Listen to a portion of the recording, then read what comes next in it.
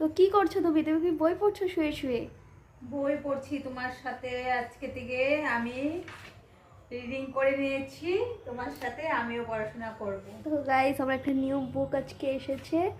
তো এই দেখো, মা একদম নিয়ে পড়তে বসে পড়েছে। আজকে রিয়া নিউ বুক এসেছে, তাই তোমরা ভাবতে পারো মিথ্যা কথা, তো দেখাচ্ছি তোমাদেরকে। আজকে আর মানে এটা করতে ভুলে গিয়েছি, রিয়াই খুলে দিয়েছে। তো দেখো, তাই আমি ভাবলাম আজকে থেকে রিয়ার সাথে আমি পড়াশোনা করাটা ঠিক হবে কি না হবে, তোমরা কমেন্ট করে বলো। তো যদি তোমরা বলো তাই আমি শুরু করে দেবো রিয়ার সাথে পড়াশোনা।